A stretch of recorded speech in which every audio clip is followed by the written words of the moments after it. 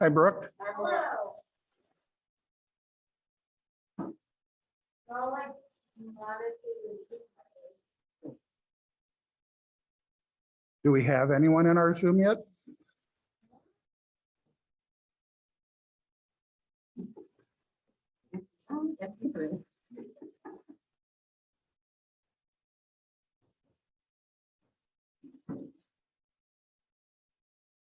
Not yet. Okay. And was it okay if tell people if they have questions to put them in the chat? And we can answer them? And I can see her. Okay, thank you very much.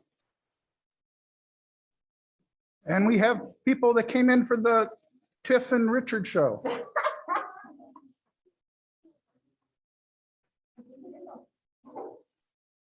it was back then when I was in here. So I was. I thought that, so I know. Okay. Hello. I wanted to introduce myself. I'm from STLCC. I'm Tiff, this is Richard. I recognize your name. Okay. Yeah.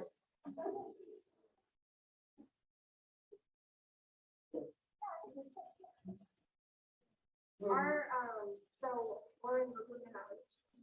Yeah. I was like,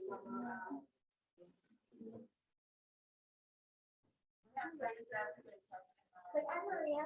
I'm with you.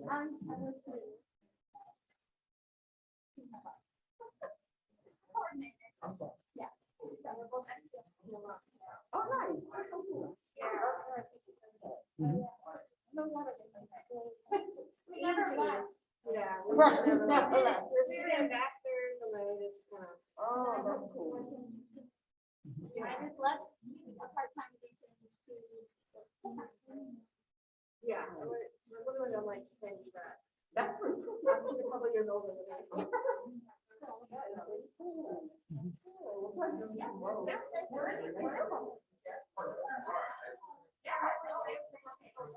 Oh, so true.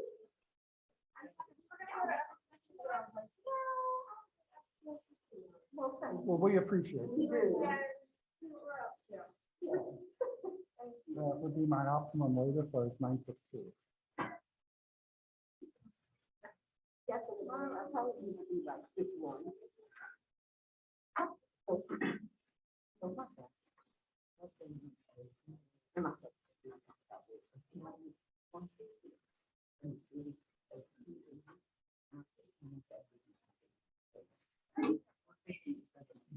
On that Kolberg-Shuler. How are we doing? Well, I have a controller and hopefully it will work. If it doesn't. If it doesn't, space bar. Yeah.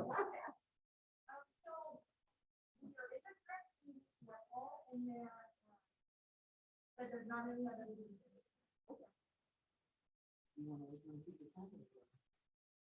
Wait a couple minutes. and see if anyone else wants it.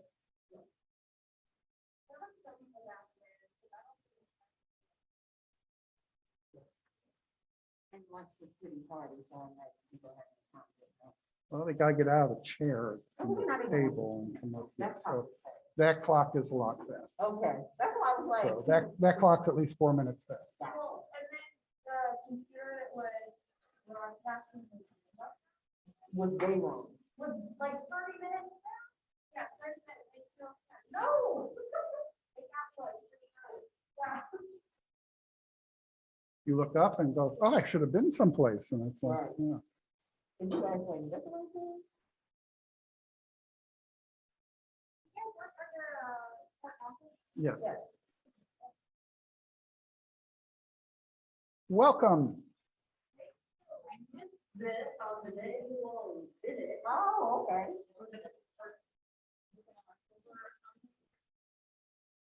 That would have been in 2020, and this year it was the second Wednesday of August. August, okay. Yeah. It was kind of the normal time we do that. Okay. You don't know me. The pandemic messed you up that way. When I It- say it- last year, I'm talking about 2019. 2019, well, I'm like, yeah, 'cause last year, I didn't do anything. I'm really- we do a lot of comparisons to 2019. Yeah. That was the last year we did.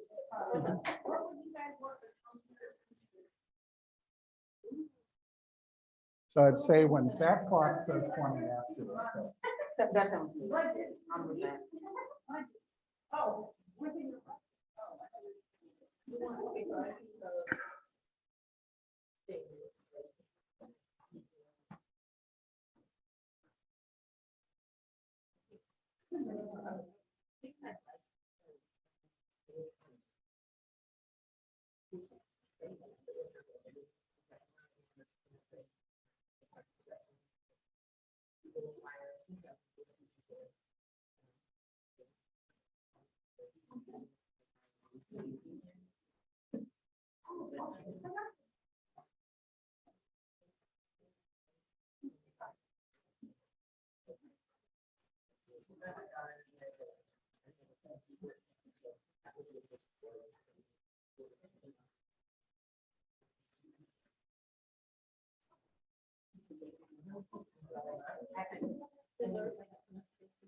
Don't be afraid to come up near the front. This isn't church. Come on in.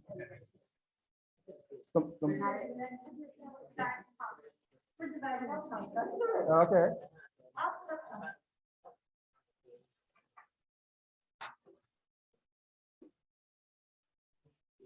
Are we at time? No, not that. Not yet. Like 30 seconds. I don't know why I'm like, the flash rushing time. Yeah, like 30 seconds. Do we have any Zoom guests? Okay.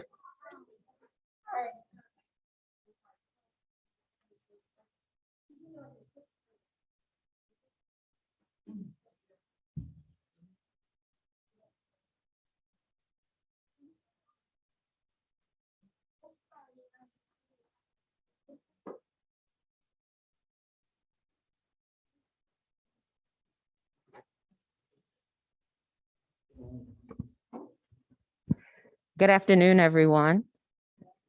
Thank you so much for joining us this afternoon. My name is Tiff Davis, and I'm Director of Workforce and Talent Development for St. Louis Community College.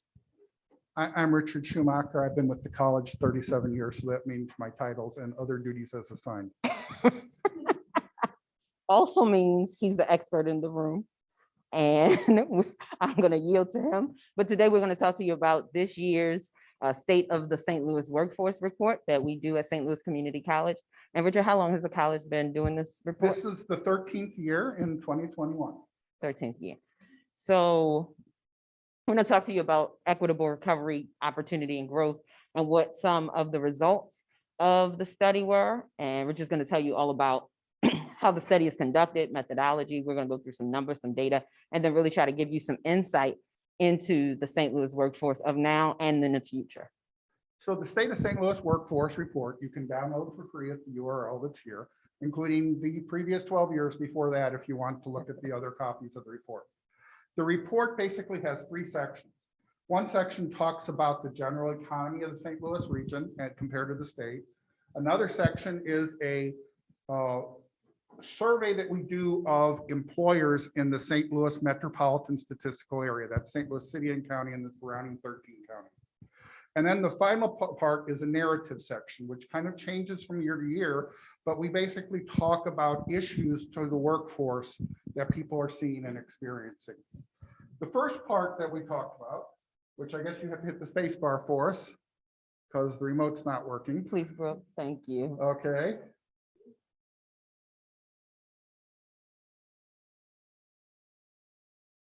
So advancing the report. Oh, here we go. Thanks, Brooke. So Well, when you're talking about that, we did put some data in about the area. This comes from like the American Community Survey, the Bureau of Labor Statistics, and other sources like that. So one of the things to note was all before, during, and now into the recovery phase of the pandemic, the city, county, and the metropolitan area, as well as the state, actually did better on unemployment than the rest of the country. I need to point out, though, that right before the pandemic started, we were at 3.5% unemployment. That basically means employers can't find people. So when people are talking about, I can't find people now, well, they couldn't find people then. And so we were coming back to the same problem we were right before the pandemic hit, which was, it was hard to find people. Today, the new numbers came out, right, for the October employment, and 531,000 new jobs were filled during the month of October, compared to only 150,000 the month before. So what is we're seeing there? Well, we're seeing that the COVID's declining, that the Delta isn't where it was. We also see that we got, the seasonal uptick that always happens this time of year. So now it's 4.6% is the national number, right? And by the way, of the 531,000, 119,000 are people working in bars and restaurants. So there was a big jump that's happened in the last month for that hospitality industry. However, we're still down 4.2 million jobs from where we were back here, right?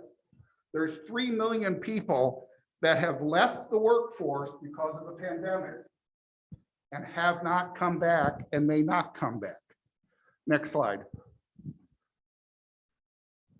So we see that there's been a 21% growth in healthcare in the last decade, and that's just been consistent from 2010 to 2020. It's been consistent, and we see that the deficit is huge in healthcare. So there are jobs out there. We know that in St. Louis, these are the top 10 clusters, the top 10 industry clusters. And we know that healthcare has the biggest gap, but we knew that, right? There's always been a healthcare gap, and then pandemic comes and we need even more folks in healthcare. So we knew that this gap existed. Next slide, please. So, well, let's go back a slide. Go, yeah. One more? No, Yes. you had two, I had two. You gotta go back one. Okay, so come one more slide. There. No. Hit the space bar twice. I don't think it's It's not yeah, I moving don't think it's working. Yeah. Okay. And then one more. There we go. There we go. Okay. That one's good. So St. Louis, we have an aging workforce. If you look here, you can see what's happened in the last 10 years is the people that were in the 45 to 54 cluster have now moved to the 55 to 64 cluster. And guess what? The pandemic, a lot of them look at that and go, maybe it's time to move out of the workforce entirely. One of the problems that we have is that there's a decline in the number of younger people in our area to add to the workforce. So you have older people staying on, you have less younger people. That is representative of basically what's happening to the country as a whole. We have a national trend of an aging workforce. Next slide. And now this is what we know, right? We know that we have a population in St. Louis that overall has more education than the country, with the exception of high school graduates in each category. We see that overall, the St. Louis workforce compares better to, in terms of educational attainment, than other parts of the country and the state. And if you could go to the next slide, please.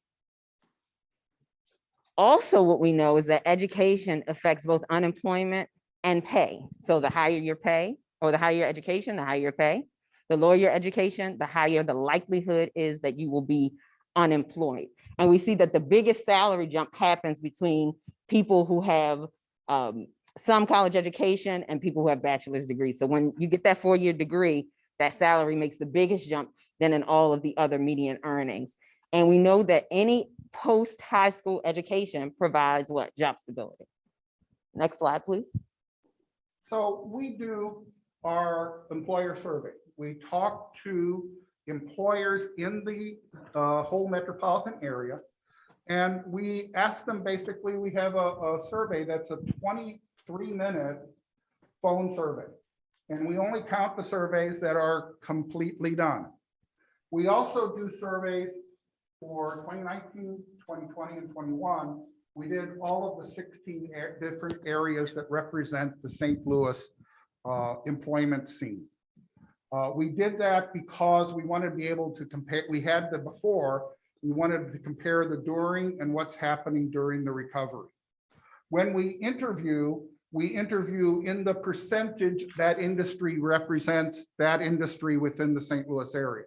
So construction is about 7.5% of all the jobs in St. Louis. Finance and insurance is about 6% of all the jobs in St. Louis. So we interview people randomly until we get to that number.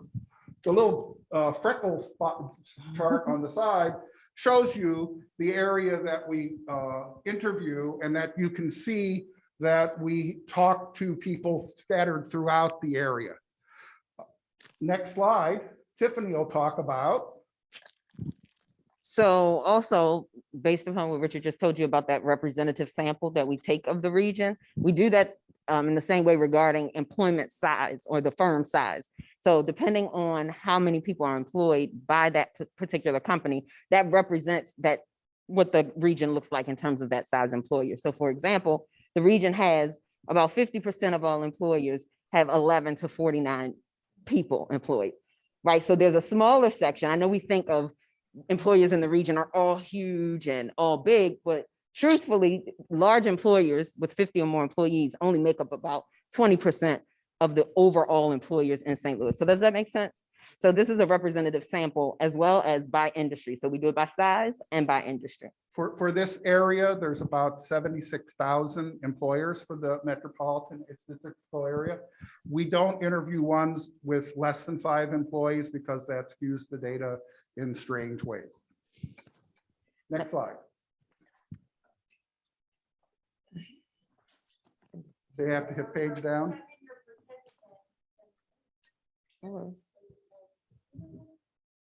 It's okay. There we go. So one of the questions we always ask is, how'd you do? What was your employment like in the past 12 months?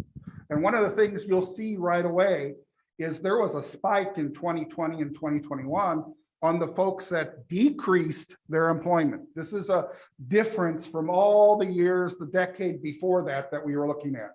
You saw, 29% had decreases in employment during the pandemic in 2020. We delayed the start of our survey so that it was started in July was the survey because March went crazy in the world. But we saw at that point, there was a big decrease, and then we had a decrease in 2021 as well. However, 23% of the employers continued to hire all during this particular period. And you said, well, is there a pattern to that? And the answer is no. The pattern is there were employers that figured out what the opportunity was in the pandemic and changed what they did, how they provided services. They were agile to continue to be able to provide services to their customer base. Tiffany will tell you about the employment levels for the next 12 months, which is always an optimistic kind of thing. Yes. But there's big shifts. So huge shifts. 63% of employers in the region plan to hire in the next 12 months. So in the next year, we'll see. So if you look at increase slightly and increase significantly, those employers plan on hiring in the next year. So there will be even more employment optimism out there for folks because there will be companies hiring. And to Richard's point, go ahead, Richard. No, and none of them are saying we're planning a decrease. We're back to the levels we were before the pandemic on that. But an amazing amount that says we're going to increase significantly or increase slightly. And only 2% are saying we won't hire. Yeah. Okay. Okay, so In 2021, if you look at 2/3 of employers in the region are saying there's a shortage of skilled applicants. So what does that mean? That jobs are open, but they don't have skilled people to fill them. And this is up, it's double from 2019, right? So this means that even more so, there's this huge skills gap in the region. So there are jobs available and employers are saying, we can't fill them with experienced folk. Next slide, please. And here's some of the barriers to growth. And we know this has to do with employment, but also training and education opportunities often have these same barriers in terms of growth or employment. There's a shortage of workers with the skill set. There's some economic conditions, right? So people being able to accept jobs. There's lots of government policies and regulations, Richard and I were talking yesterday, in the region that make it hard for people to get hired. General COVID related stuff.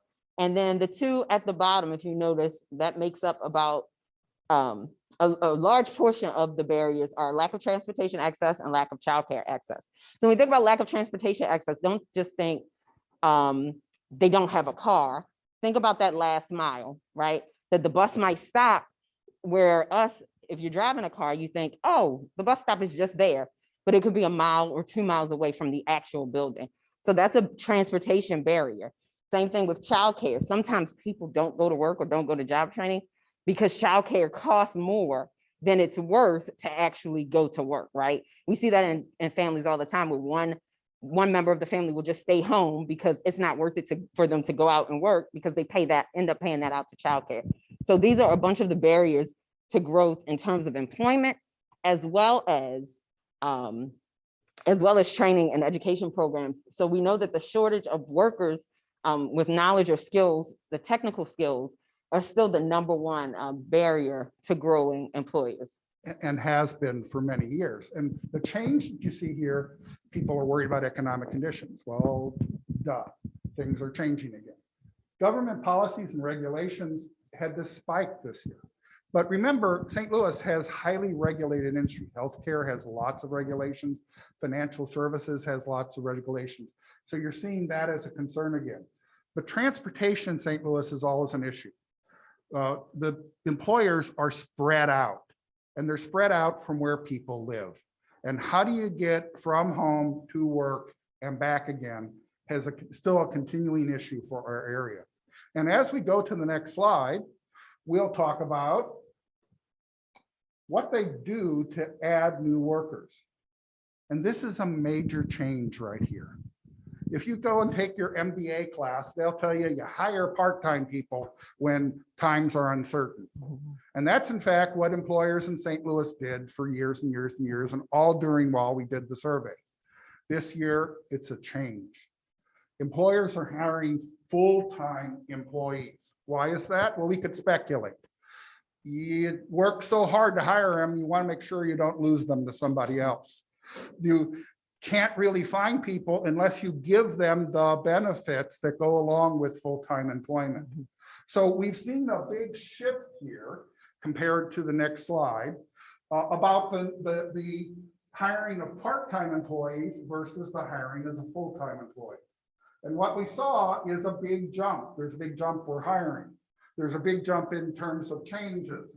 Contract workers, really calling people on layoff lists, about the same. But look at that spike on the top one on full-time employee.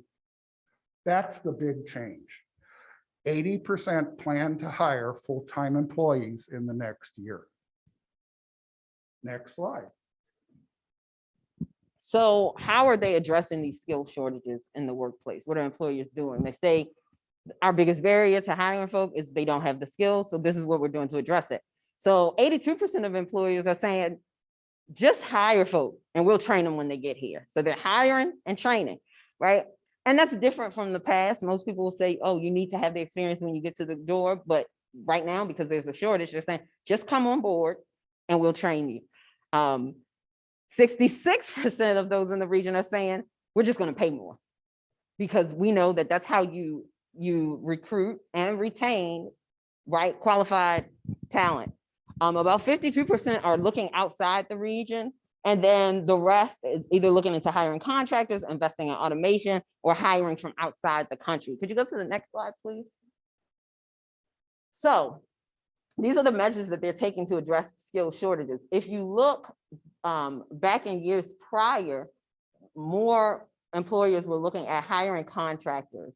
But now they're looking at increasing wages, hiring from outside the city, and then far more are looking to just hire those that are less experienced and train them. 82% of companies are saying they're basically forced to hire people who are not trained or not have the skills and training them. And then 2/3 of the companies are also saying they're gonna give more wages, which is a huge change if we look at last year, where companies were only 42% were saying we pay more. Now 66% are saying we're gonna pay more and we're willing to train folks.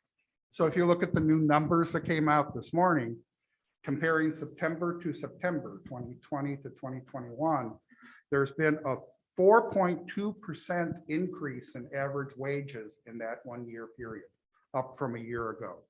So that change is happening, and it doesn't look like it's going to stop. And, you know, somewhat it's about people are reassessing their life choices and deciding, I'm not going to work for low money or a crummy job.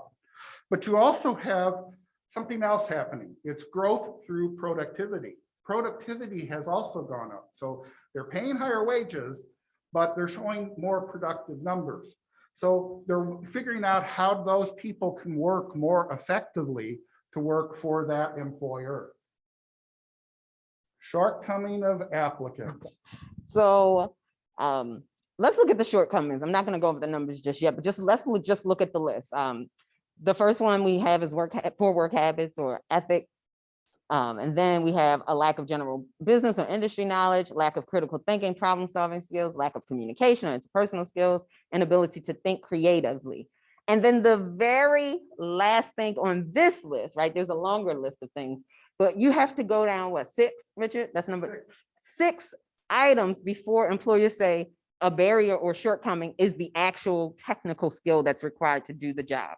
So what do we see on this slide? We see that employers just really want you to have soft skills, power skills, transferable skills, transportable skills, whatever we're calling them these days. They really want you to have all of those. And then they're concerned about the technical skills. Why? Because they're saying, we'll train you.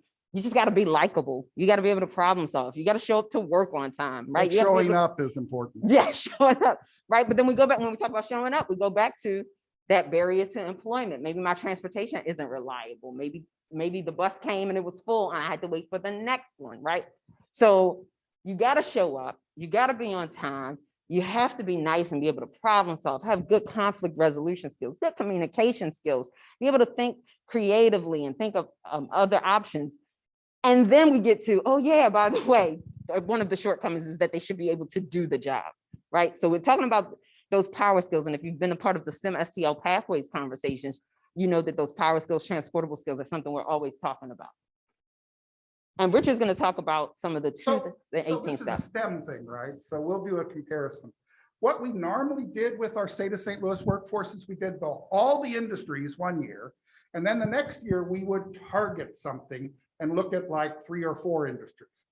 The last time we looked at that was in 2018, and 2 that are STEM related were part of that. In 2018, we looked at finance, healthcare, and technology. So when we're talking about what were we looking at and who did we talk to back then, this is how this breaks out. And when we go to the next slide, we'll see that in technology, they're looking for people with technology. Well, where's technology here? Oh, here we go. Basic math skills, computer skills. What's missing here? It's soft skills, power skills. We want you to show up to work. We want you to play well with others. We want you to be with it and what work is all about. This, by the way, we ask this 2 ways. We ask, of your applicants, have you seen this problem with your applicants? That's this number. So lack of communication skills. 58% of technology applicants lack. And then we ask, on a scale of 1 to 5, how important is that for you? And you can see, and what's important, work habits, unwillingness to learn, lack of communication skill, lack of teamwork, lack of critical thinking. We finally get to technical skills. One of the people I work with the RBC on STL Works is Art McCoy. And he will tell you that your technical skill will get you hired, but your lack of soft skills will get you fired. It's very true. By the way, if you want to compare to healthcare, on this slide, you see where's healthcare? Well, they don't have as much of a problem as the technology applicants apparently, but it's still the same thing. It's the soft skills that are important. And when you're looking at it, the importance, again, it's the soft skills. So now we go to the next slide. So when you talk about educational skills in the region, or for the workforce rather, we're talking about low skills. That's something that someone or a job that requires high school diploma or less. Middle skills, those requiring training beyond a high school diploma, but not quite a 4-year degree. And the high skills requiring a 4-year degree or more. And if you look at Merrick data, they call this now, next, later, right? So this is that same now, next, later, if you heard me in those PDI sessions earlier this year. So these are the skills we look at when we're talking about job attainment. The next slide shows That these are the middle skill online jobs available. Registered nurse, almost 22,000 jobs, right? And we know that you can be a registered nurse with what? 2 years worth of training. So you don't need a 4-year degree. Heavy and tractor trailer drivers or truck drivers, 10,000 jobs. Our training at St. Louis Community College takes about 5 to 6 weeks, depending on what type of braking they're learning. So we're talking about jobs that pay well, nursing assistants, 4,200 jobs in the region. Again, doesn't require, that's a middle skilled job, doesn't require a 4-year degree, doesn't require long-term investment to upskill. Anything else on here? we got Medical assistants, and production workers. and we train those in about 20 weeks at the college. And then production works about 3,000 jobs. So these are all jobs that you can get with just a little bit of upskilling or education beyond high school, that you don't necessarily have to invest in 4-year degrees. So when we look at those job ads, right, that's more real-time data that comes from Burning Glass or MC or someplace like that. What are the ads asking for? And when we look at basic skills, oh, well, it's the usual suspect. Communication skill, teamwork, organization skill, detail-oriented, problem solving. So here we go down 7 before we get to something that's technical. But what does that mean when they're asking about Microsoft Excel? That's not asking, do you know Excel? That's asking, do you know what to do with numbers? When you see Microsoft's Excel in job ads, that's, do you know what financial things work? Do you know how to count and add up things? Do you know what to do with numbers on business reports? That's a kind of a proxy for that numeracy skills. When we look at specialized skills, again, there's very targeted ones. Cleaning came up the list a whole lot in the last 2 years, but you see things like customer contact and patient care and scheduling and customer service. In certificates, it kind of matches what you saw, right? Registered nurse, CDL license. 5 weeks, you can get your CDL truck driving license, right? So first aid, CPR, security clearance becomes more important in the St. Louis area. We have a whole new center coming in that requires everybody to have security clearance in the whole place. And then we talk about technology a lot. Those are the technology skills. It's SQL, general software development, Python, and Java. When we go to the next slide, how do they get these skills? So we see that the way the employers are giving people the skills, the highest way that they're getting the skills is on the job training. 94% of employers are training for the skills they need. So for skill acquisition on the job. So they're already paying them. 65% allowing a schedule flexibility so that they can continue their education. And about 56% are doing in-house classroom training. So let's go back to that 94% on the job training. That means the vast majority of employers are willing to train people on the job. So why not train people before the job, right? Why not go with earn and learn models that already exist where you can pay folk to get trained and they're already your employees and then they just move into working at your business. And that's a model that we have at St. Louis Community College with some of our healthcare partners where they pay for their training They also pay their wages while they train. So because who can afford to be without pay for 20 weeks? So they get trained, excuse me, as a medical assistant or as a patient care tech. They're being paid while they're training. They graduate on Friday, and because of shift work, guess what? They go and report to their job on Saturday. Because employers are willing to, if you're already willing to pay them, 94% are saying they're willing to pay them on the job, why not pay them before they get to the job so they have the skills and then they can acclimate themselves to the organization? And patient care tech is that certified nursing assistant you saw on Yes. that list, yes. Thank you, Richard. So, 12 or 14 weeks, our current cohorts are all, the hospital went and hired everybody at the very beginning, interviewed them, hired them, 2 stipulations. You have a job if you pass that nursing exam. By the way, if you're a medical assistant, a certified nursing assistant, or a registered nurse, you take the same test. It's the same certification test. So you pass that test, and then the stipulation is, by the way, you agreed to work for us for at least 1 year before you move on, right? So that's what we're seeing happening with our hospital partners right now with our patient care tech programs. Also notice that you can see there were big dips in in-house classroom training, online courses, vendor training. You don't have people show up in a room in your business to learn during the pandemic. So you saw the hit in 2020, you see that now coming back. And so we see that the skill shortages by business functional areas are as follows. The highest skill shortage is in the skilled trades. And why is that? Because we started telling people to go to school, go to college, get your degree, and then we left things like plumbers, construction workers, electricians, HVAC out to dry. So we see that there's a shortage, that skill shortage exists. Patient care, we already know, we showed you in one of the first slides, that 21% job gap. And then manufacturing and maintenance. And we heard earlier in the session before lunch that there are plans for the advanced manufacturing building coming to the city. And that's because we're finding that manufacturing and manufacturing maintenance, there's a high shortage of workers. And then you see, and these are the industry clusters that are interviewed or surveyed. Right. About a decade ago, we decided we were going to look at what do people actually hire.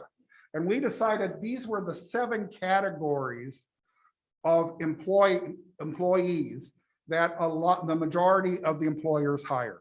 So you see manufacturing, skilled trades, patient care, customer service, management, accounting, and IT, which always gets a lot of the press, but yeah. There's so many IT jobs. So many shortages in IT. And it was even worse last year. Look at poor little IT down there. Only 15% of firms said they had problems finding IT people last year in the middle of the pandemic. On the other hand, 60% of them couldn't find a skilled trade, 74 this year. 55 can't find manufacturing people right now. And manufacturing in St. Louis more or less continued all through the pandemic. But IT gets a lot of press. IT is an outlier a couple different ways when we talk to employers. And this is showing us one of those. So the applicant shortages, regards to those areas that were surveyed in 2018 that Richard spoke about, technology, finance, and healthcare. IT said that there was a shortage of skilled applicants, 61%, right? But how many of them were not taking measures to address that shortage? 42%. So there's a shortage, but we're not going to do anything about it, right? In finance, we see that there's a 38% shortage, but finance said they're going to do something about it. Healthcare, the same thing, 35 and 16% said they weren't going to do anything about it. And then overall, the average for all businesses who have shortages and aren't going to do anything about it was 5%. So what we see from this data is that businesses where there are industries where there are gaps aren't really doing anything about it, right? Compared to other businesses and other industries. Now, healthcare courses change because Tiff just talked about Earn and Learn, our patient care tech, our MA classes, where they hire them. That is a change in the model. So what are we talking about here? What are the kinds of education we're looking for? Remember, we talked about low skills, which means a high school degree or below, We talked about high skill, which means a 4-year degree or above. And we talked about middle skill. We're St. Louis Community College. We're middle skill, right? That means something beyond high school, but less than a 4-year degree. That could be a 5-week CDL. That could be a 14-week certified nursing assistant. That could be a 2-year associate degree. And for the very first time in our surveys, all 7 of the functional areas are saying we need middle skill people. Before it was like 5 of the 7, and it would change from year to year which 5 they were. All 7 came across that way. Talk about IT, Richard. Talk about IT. Oh, here's the other anomaly on IT. So IT says that 43% of their needs are high school people with a 4-year degree or a master's degree or a doctorate. 43%. Patient care, who I think they hire like real doctors, say they only 28% need to have 4-year degrees. IT has habitually had, since the 13 years we've been doing this, since the 2007 recession, this escalated level of we need a bachelor's degree before we'll even talk to you. And that doesn't really compare well to the other the other employment sectors, does it? There needs to be a change. This has gotten slightly better, because if we went back to 2018, 73% needed to have a 4-year degree or above for a technology job. Healthcare, you see, is about the same, got naturally less, 33 to 28, right? But IT loved in 2007 that they could, because so many people were looking, they could raise the minimums level. And they've never come back where everybody else has. It's a problem that IT has to work out. And I'm a reformed IT person as well, so. And to Richard's point about IT working it out, this might be attributing to their shortages, right? This idea that they think that everyone needs to have a 4-year degree, but do you really, right? Like, can you train to the skills in a shorter period of time versus having people pursue 4-year degrees? Next slide, please. So employers with jobs at specified experience levels, if you notice, employers have this year, about 51% of employers are saying you don't need any experience. Some experience, but less than 1 year, you see, and then a minimum of 1 to 3 years of experience. Compared to years before, right? If we look at 2020, 36% of employers are saying no experience. Which was very scary when we saw that number. But Yeah. that meant that in 2020, there was so many people on the street looking for jobs, they could pick somebody that has some sort of experience. Now, what are we seeing? Are you breathing? Will you show up? Come on. Next slide, please.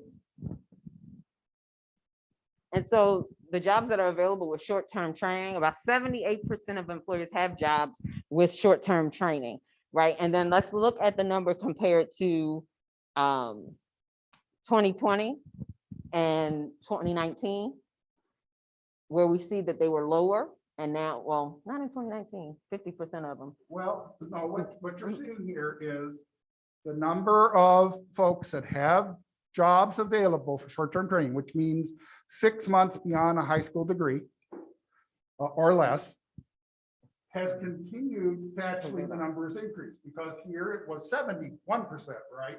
Here it was 69%. We're now to 78% of employers saying, we got jobs for somebody with 6 months or less training. That's a certificate, that's that PCT, certified nursing, whatever type of training and certification. And that's.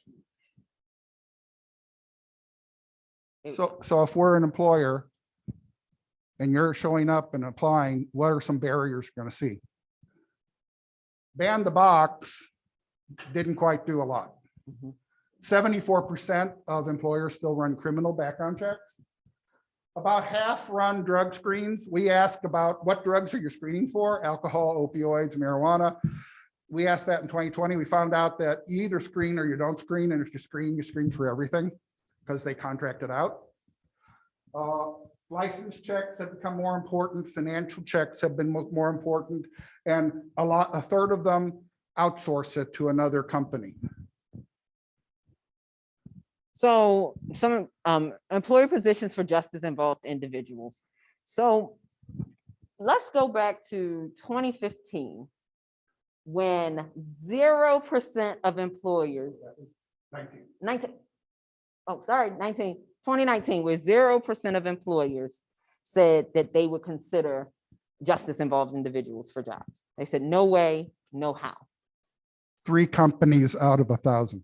Thank you for that. I couldn't remember. I was like, it was a little bit. 3 companies out of 1,000 said that they would consider someone with a criminal background for employment, just 3. And then if we jump to this year, now we see that the number jumps and 18% said they won't consider, compared to 2015, when 26% said that they would not consider. Is everybody following me? So Richard gave me some insight on this yesterday. 2015, anybody knows what happened in the region 2015? Justice involved? You can say it out loud. There we go. So when Richard gave me that insight, I go, now that illuminates the data for me. Now fast forward to this year, where 50% of employees are saying, we might hire somebody depending on the felony. They say we might hire them for some jobs. That's what some employers are saying. And then 16% of employees are saying, we'll hire the justice involved individuals for whatever jobs that they qualify for. And that's an effort that Chantel Fisher of Soul Fisher Ministries has really dedicated her life's work to, is making sure that employers understand that there are super qualified individuals that just happen to be justice involved, and helping them in ways to support those individuals to be successful at work. And that looks like a lot of different things depending on the industry. And that changes a lot by industry. So like healthcare won't hire anybody that's been justice involved for anything patient facing. Sure. You know, they'll hire you to cook their food, but they will not hire you to go and talk to them in their bed. Sure. So, you know, and some things make sense. If you're in banking, if you carry sensitive stuff in a truck, there are issues. But the trend is getting better. Mm-hmm. So last year, we in our report, we did a lot of things asking about the pandemic. And some things, of course, were just for that year. This year, though, we kept some of those questions because we were interested in what was happening. And we have questions here that, like, what are you thinking about doing for your workforce in the next year that's important to you? And we found that things like employee engagement and succession and mental health and new learning and skill and new delivery methods and sustainability, they all said, we got to do even more of that this year, except remote working. Next slide. In 2020, 61% had people working remote. 2021, 30%. And when we ask, what are you going to do over the next 12 months? Some will say the same and will be less. So there's a mantra going on about remote work, and remote work is now part of the mix. But remote work isn't going to replace traditional methods. And if you think about it, many retail, hospitality, hospital work, you need to be physically there to do your work. Remote work doesn't work. Mm-hmm. So much like there's a media buzz about remote work, when we ask employers, what do you think about remote work? They're saying, well, it's in the mix, but we see it declining as things go back to normal. So, excuse me, to wrap this up, we know that 63% of employees in the region are looking to hire. There are job shortages, there's skill shortages, they're willing to hire and they're willing to train on the job. Middle skills jobs are still the ones that are most in demand. So we have to make sure that we're preparing our future workforce for those middle skills jobs. Yes, there's an ability to move up in the field or in the industry, but we have to make sure that we're preparing the future workforce to fill those middle skill jobs. And then finally, employers are hiring for jobs that require short-term training, again, that middle skills job. So if you think about that now, next, later model, employers are really looking to hire people in that next model. There is ability to move up in the field on the career ladder, but we have to make sure that we're filling the jobs that are there right now. And across the region, by vast majority, as you saw by that chart that led with 21,000 nursing jobs, middle skills jobs are the ones that are most in demand. So that's how we make an equitable recovery. There's opportunity and growth. For the last few years, the St. Louis Fed has collaborated with us on our report, presenting at our release event. This year, in fact, they wrote the narrative section of our report. We wanted to talk about how do you make a recovery and an economy that works for everyone. And so I recommend for you to download our report and read that narrative section about how do we make an equitable St. Louis metropolitan area. You can download the report for free at this URL. Tiff and I will be happy to take any of the questions you have. Should I get my recording of crickets? Thank you for highlighting the 2018 sectors that you did with the general event today.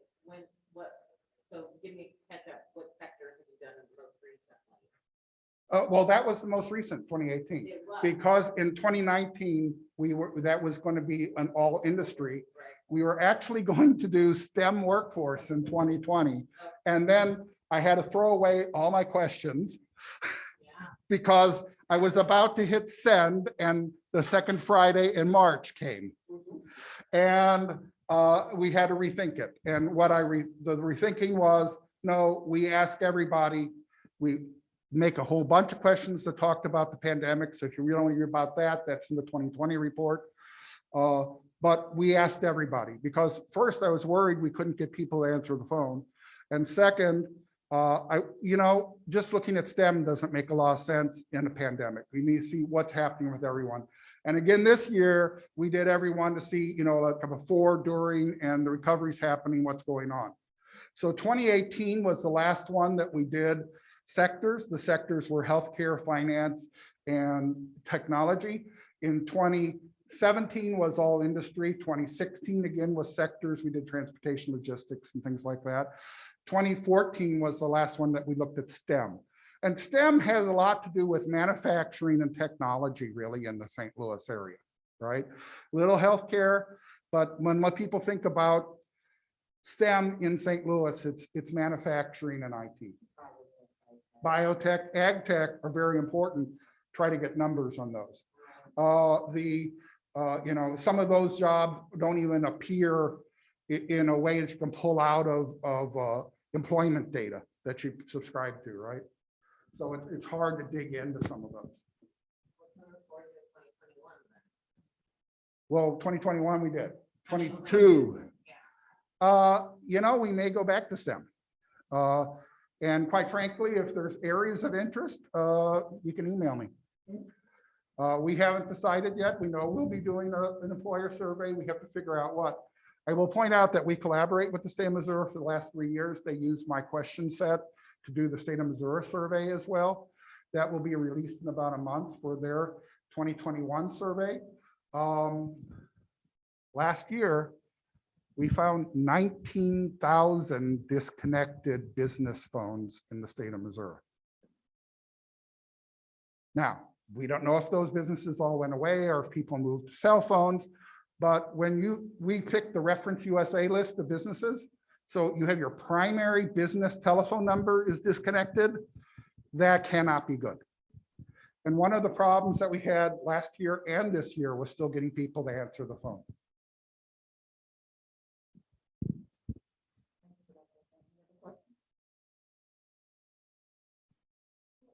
I think I'm just trying to reconcile the answers that employers gave. So there's like this whole thing about skill sets, but then what they're really looking for is power skills. And so what they're saying is really the training to bridge the gap, right? But are they doing training on those powers? Is any employer like actually doing something about the lack of power skills? So I don't know that specific employers are doing things about the power skills. I know that through our healthcare partnerships and through some of the programs we have, like Code Camp or SIS, they learn the soft skills through the community college. And that has been a part of our conversations with our healthcare partners. That's why they're hired on through the healthcare partners, because they get to be a part of the organizational culture, and they get those transferable skills and power skills as a part of their training. But I can't say that another industry or another organization is doing the same things. They're hiring, they're training, and then we don't know what's happening to them from there.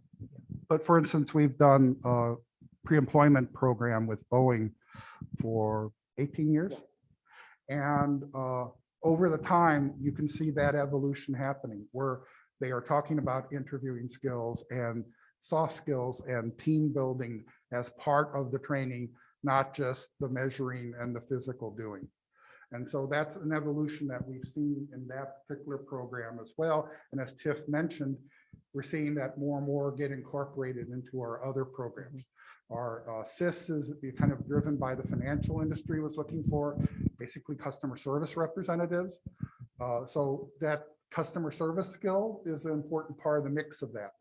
So we're seeing that more and more, but we don't know if employers are actually teaching it. Most employers seem to fixate more on the hard skill of getting the job done. Sure. Right. Right. Well, we know. Well, it's like IT, they want programmers, but you got to have a bachelor's degree before we'll talk to you. It doesn't make any sense. You know, do you know how to do it or not? Right? And we've seen some other partners shift. Healthcare industry, important thing is pathways. Yes. You get a job that's a pathway to something else. Yes. How do you move your career? One of the few industries that do that fairly well now is healthcare, because you get hired by healthcare. 6 months later, a year later, they'll be telling about education opportunities and where do you think you're moving within our organization? And here's what you need to take to get there. And they'll help you get there. Yeah. And they will help you.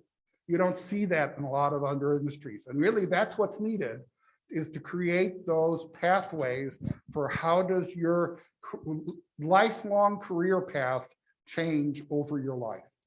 And that's a missing thing right now in the St. Louis area. Yep. And that's how we create sustainable, life-changing employment for folk in the region. And we thank you so much for your time. We've gone over now, but we thank you so much for your time and engaging us today. And if you have any questions, email Richard. Richard Schumacher. rschumacher@stlcc.edu. Thanks again. And if anybody wants to ask anything, I'll stick around.